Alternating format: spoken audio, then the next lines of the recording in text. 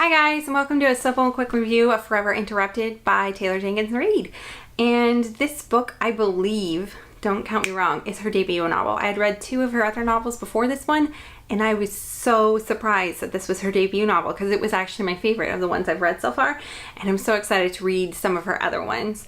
And I thought, as writing wise, I thought it was really smoothly done, and some of the smoothest transitions, because the story timeline does go present, past, present, past.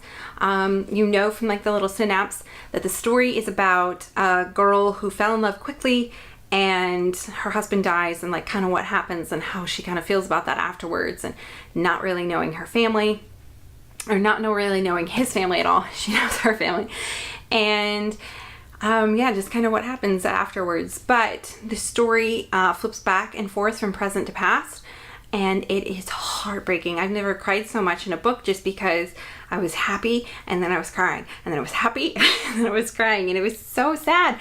But I thought the transitions, that was the one thing I absolutely loved, were so smooth, and they were so well connected from the past to the future, and they were really well interwoven. I thought she did an excellent job on this. Out of all the romances, I loved this one the most of all the ones she wrote. She does write very realistic romances, not super tropey. There's nothing incredibly special about these people. They're just kind of normal, ordinary people who fell in love, and then right after their marriage, he died.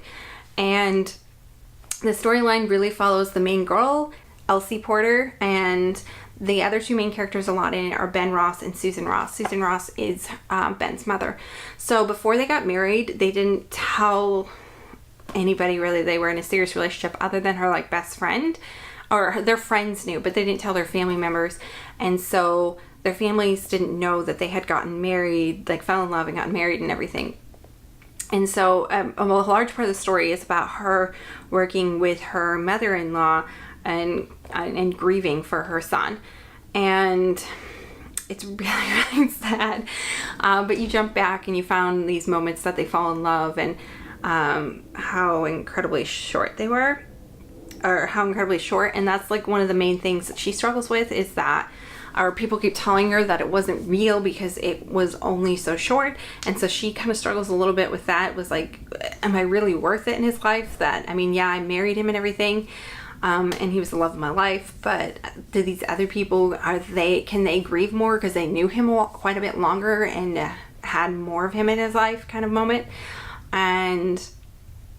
And then the mother kind of turns out a little bit nasty in the beginning, Susan does, but then you grow to love her and see where she's been grieving from, because she had also lost her husband. So she is completely alone in life now. She's lost her husband and her son, which is all her family, I believe, as the story goes. So it's really, really sad. But I absolutely loved it, and I thought it was done really well. There are some tiny critiques I could maybe make, but I don't want to go there. For a debut novel, it was A+.